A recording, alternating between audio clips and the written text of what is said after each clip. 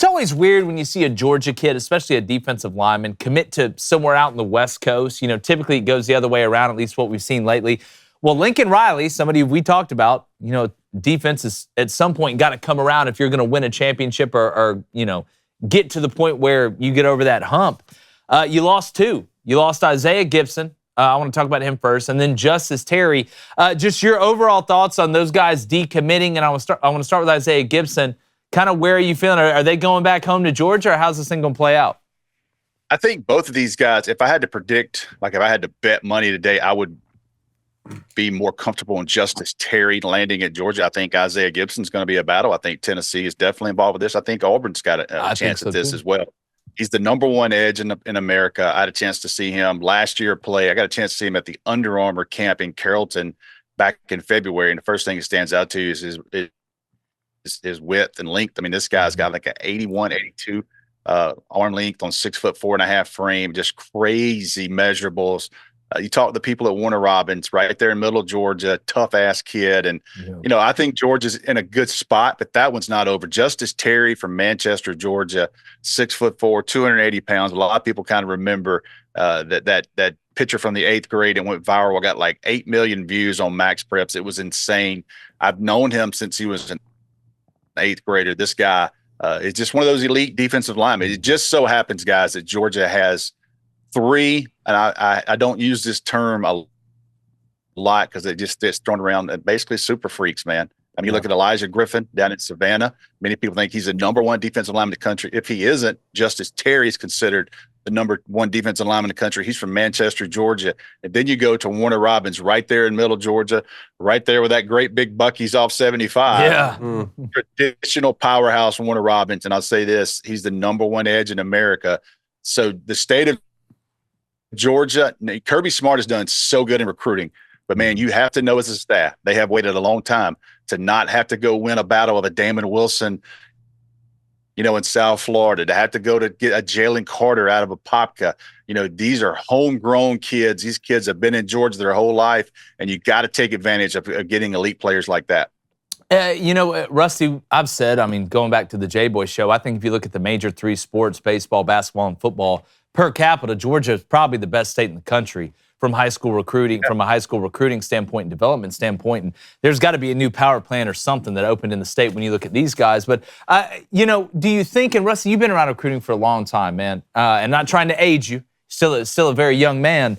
But when you look at the way this went down with Justice and Isaiah both committing to USC early, do you think this was more of a, hey, Lincoln's trying to go all in early to get his recruiting class going and you were never going to hang on to these guys?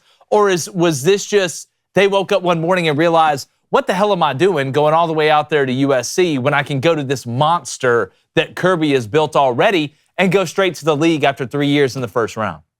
Always try to put myself in their shoes. I mean, an 18-year-old Rusty Mansell getting on a plane for the first time in my life. Mm-hmm. And I go to L.A. and I land in L.A. and I've been in Manchester, Georgia my whole life. And they're telling me you can have all this and your apartment can be right here in downtown L.A. and you can go watch the Lakers play and we're going to play in the Coliseum and you're out there and you're a young, 18-year-old young man and you're like, you know what, this is for me. And 3 months later you think, my parents are going to have to fly 4 or 5 hours to see me. I'm not coming home, but maybe 2 or 3 times a year. Offensively, I think Lincoln Riley can walk into any living room in America and say, here's my resume. Here's my resume, especially at quarterback. This is what I've done. Here's the wide receivers. But defensively, Lincoln Riley can't do that. And you could go about 2 hours up the road to Athens, Georgia, and you walk in that building, you see Trayvon Walker, you see Devontae White, you see Jalen Carter, you see Jordan Davis, you see all these first rounders from that head coach, Kirby Smart, and Trey Scott as a lead recruit, even as a line coach. You start thinking about it. When I was up in Nashville with you guys, Jake, you were over there. You were on European vacation, my man. I missed you in Nashville. Different Manchester. I'll tell you this. When I was in Nashville, there was some rumblings behind the scenes that Isaiah Gibson was already a decommit. He just hadn't told the USC staff, and he didn't know how to tell them. So I didn't really say anything. I mean, that's not my area up there. You just kind of report what he's saying at the time. But there was some rumors around that room that he was already decommitted. And I did some checking about a week after that. And pretty much everything I'd heard was It was just a matter of time before he decommitted to USC. I was told he made the phone call on Monday to them, and then Justice Terry followed up yesterday. So 2 5-star prospects out of the state of Georgia.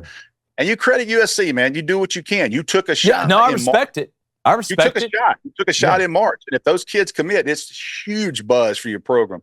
But you got to know, man, 2 kids out of the state of Georgia, it's not going to be easy. And ultimately, yesterday, they lost both of them.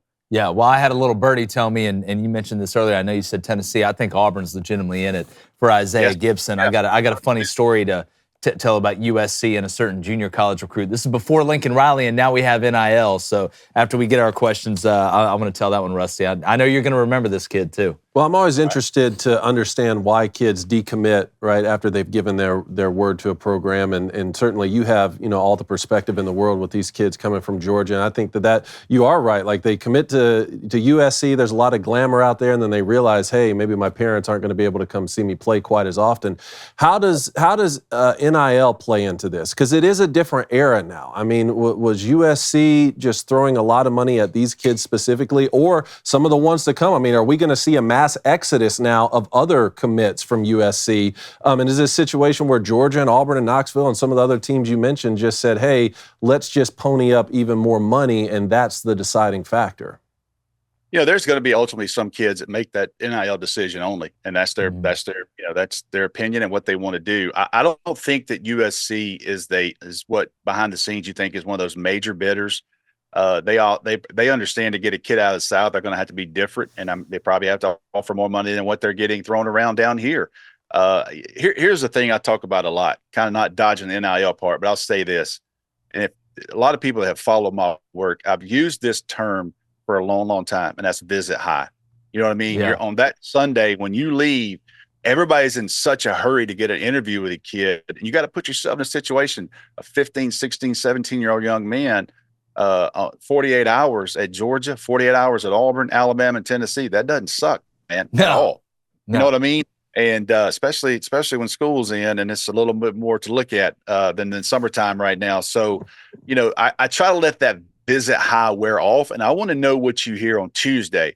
Well, a lot of these young men take these visits, and they go like, look, man, I'm committing. This is a place for me. They go public with it, and by Tuesday, they're like, oh, damn, what did I do? Prime example. I drove from Rome to Huntsville, Alabama one time, and I felt great. Everybody told me Monty Rice was committing to Georgia. I drive almost 3 hours to Huntsville, Alabama. I get there. I got my story. There wasn't even an LSU person there. The entire Georgia beat was there.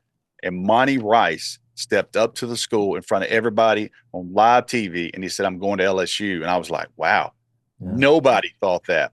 I get in the car, I get about an hour from home, and I get a text message that said he's already regretting this decision. So I knew the next 2 to 3 weeks I was going to be covering that. Yeah. There's just different things, different moments, and different times. And Monty Rice, which was crazy about him, he never publicly said, I'm coming back to Georgia. If you guys remember, he just showed up on Georgia's campus and enrolled, and kind of the rest was history. Yeah. Then he just started tackling everybody. Dude, he's a big baller, man. Well, Rusty, everyone's freaking about these 2 decommits. I want to ask you this. If you're a defensive player, why would you ever want to go play for Lincoln Riley? Well, number one, you can play early. You know what I mean? And you got to trust. And there's different ways to attack this. You know what I mean? Like, I because of the market I'm in, I'll give you an example. People used to kill Glenn Schumann because he didn't play college football. I mean, these schools, when they recruited against Glenn Schumann, number one, he was 27 years old. And you think they didn't walk in there and go, this guy has never put a helmet on in college football. This guy has never done it. Why would you trust yourself to him? He got a couple of guys to believe in him. He started coaching. And then, oh, by the way, Roquan Smith started speaking up and going, that guy was a hell of a football coach.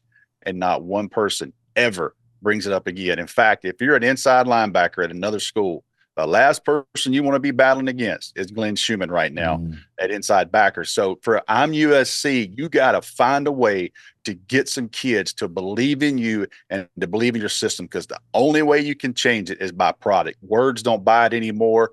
All the money in the world might get you 1 or 2 players, but if you want a solid, stout defense, you got to prove it on the field. No, without a doubt. I want to ask you too, Rusty, about one of the biggest quarterbacks in this class, and Juju Lewis. Speaking of, I know it seems like everybody we're talking about is committed to USC. Quarterback's a little bit different animal committing to Lincoln Riley when you look at his resume and what he's done. Damn near guarantees you a Heisman. But there's a lot of talk about Juju Lewis. So I believe he's number 2 overall quarterback in the 2025 class. Maybe flipping somewhere else or wavering on his commitment. Where do you stand? I'm not asking for a prediction right now, but how confident are you that by the time it gets time to decide, Juju Lewis is going to stick with where he's going? Well, I learn lessons all the time. And I made the comment in a Georgia football forum in the Dogs HQ, a site that I own. I made the comment in a private forum. I wasn't hiding it, but this was for our message, guys. Yeah. I said, I think Juju Lewis is going to end up at Auburn. And I said, in the end, I think he is. If I had to bet, now I'm not 100% saying it's going to happen, but if you're asking me who the biggest threat is, I think it's Auburn. I think he's had a couple of great visits there. I know he's extremely close with his family. He's already in Carrollton, which is not far from Auburn. Mm-hmm. And I just think this, and the USC fans took that and ran with it, and boy, they took some shots. I mean, I'm old enough to Rusty, you're going to piss somebody off by saying something. And how I combat that is, you know what? I got a damn job because people care. That's exactly right. But I stand by that. I think Auburn is a serious threat to land him. I think Auburn's got a shot at Jaden Perlate. Georgia committed linebacker. He was to Tennessee last weekend. I know some rumblings there. Auburn, it was a matter of time before Hugh Freeze got the wagon circled up, so to speak, down at Auburn. That's a big boy damn program, and they're going to go in some battles. They're going to win some battles. But I do think right now, as of 6-19, you want to talk about a serious threat. I think Auburn's a serious threat to end up with Juju Lewis in their class. I've heard some similar things as well. All right, but I know the chat's buzzing. Let's go to JC, hashtag Ask Rusty. What position group concerns you the most with Georgia this season? I think the defensive line had to step up. I was sitting here doing some work the other night, and you watched the Alabama game was on TV, the SEC championship, and they took it to Georgia in the second half. I think Georgia gave up a lot of rushing yards last year at times. I think those guys, not Nazir Stackhouse and all the young guys they've got, they kind of, I wouldn't say baby, but they weren't really rotating a lot of guys last year. They got to turn those guys loose. This is not Jordan Davis. This is not Jalen Carter. This is not Trayvon Walker. And I hate to tell Georgia fans, you're never going to have that group of 5 or 6 defensive linemen, along with those 4 wide receivers that Alabama had in 2021 and 20. It's not going to happen again. It does not happen. It doesn't mean you couldn't have really good players. But Georgia was so good there. They were so deep. And they were rotating 8 guys. I think 5 of them were top 40 picks in NFL. They don't have that type of depth right now. They got some really damn good players. And it starts with Michael Williams. I think the Georgia defensive line has to be pissed off. If I'm Kirby Smart and he works angles, I guarantee you one thing. That damn second half of that Alabama game, when they got it took to them a little bit up front, and I guarantee you that thing is being shown a lot on repeat. Could we have a situation, Rusty, where the Georgia offense is actually ahead of the defense this year when you look at some of the personnel that they have? They should with Carson Beck back. When you got a signal caller that's been in the program that long, he's been through games. He's won at Tennessee. He's played Alabama. He's been in some big games. I think that's invaluable for him going to Auburn. I mean, that was a hell of a battle there for 3 quarters in that stadium. So I think the experience there, I think Georgia offensive line wise is so underrated. I mean, they are so good. And I love Cedric Van Pran, one of the best leaders. I think one of the best leaders that Georgia had. There were some things behind the scenes where, when he spoke in that locker room, people paid attention. But I'm telling you this, the new center they got replacing him, Jared Wilson, is better. He's more athletic. I mean, this kid is a second level. He can pull. He can do all those things. And I think Cedric was a 3rd rounder, maybe early 4th round. I think late 3rd, early 4th.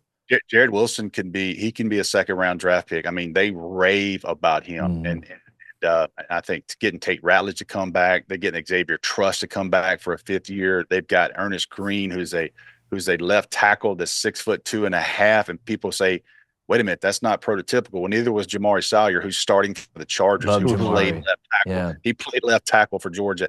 I had a Georgia staffer tell me that Ernest Green has the heaviest hands they've had of any offensive lineman. Oh, God. Like when this dude, your ass is going around. You know what I mean? So, that I think the offensive line is very underrated. And I think as people dig into the Georgia team and they start picking apart things, I think the defensive line is going to be the question. Wow, which is crazy to think about with Georgia, but I guarantee if anybody can surprise anybody on the defensive line, it's Georgia.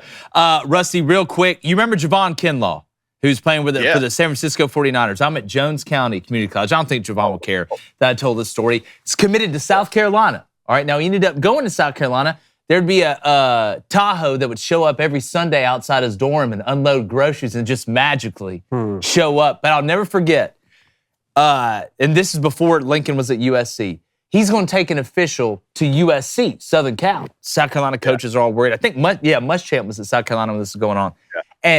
So I love Javon. Javon is huge. Like, Javon is humongous, like 6'8". Yeah. Like, he won Player of the Year in the Mississippi JUCO League on defense. Talk about heavy hands. But he comes back from the USC trip. Okay, they came and picked him up from with a limo on campus in Jones County, which is illegal as hell. Comes back. Literally, we're sitting in the coach's office. Javon's got a duck when he comes to the door. And we're like, hey, Javon, how'd it go? And he looks and smiles, and he's got all gold, Rusty, all gold. And I'm like, wait, he's like, I'm going to Southern Cal. He's like, I'm going. I guarantee. 2 days later, Rusty, his ass said, no, I'm going to Columbia, South Carolina. I always wondered how that went down those next 2 days. Talking about that visit high you were talking about. That visit high, man, that visit high. You know, back in the 90s, back in Athens, you had Fred Taylor and Riedel Anthony. And how about this weekend? So Georgia had Fred Taylor, Riedel Anthony, Hines Ward. They had George Lombard, who wound up being a first-round draft pick from the Atlanta Braves. He was the number one running back in America. They had all these guys on campus. I was out at a bar. I remember seeing Fred Taylor and Riedel Anthony. I was like, damn, these guys are having a good time. They're like, dude, we're here. We're coming. You know, and everybody's like, oh, we're about to get 2 gifts from Belgrade. Yeah, Monday morning, they both committed to Florida. It's amazing. It's amazing, man. They had a hell of a weekend. They had a hell of a night in Lulu's in Athens. Look, you might as well on those official visits. I wish I could take 12 of them. I'd have taken 12 of them. But Rusty, now you can. You can. Now you can. Hey, what's up, YouTube? Appreciate you stopping by. If you haven't subscribed yet, go ahead and take some time to do that. Turn that notification bell on. We all know we're sprinting towards football season, and you do not want to miss the content.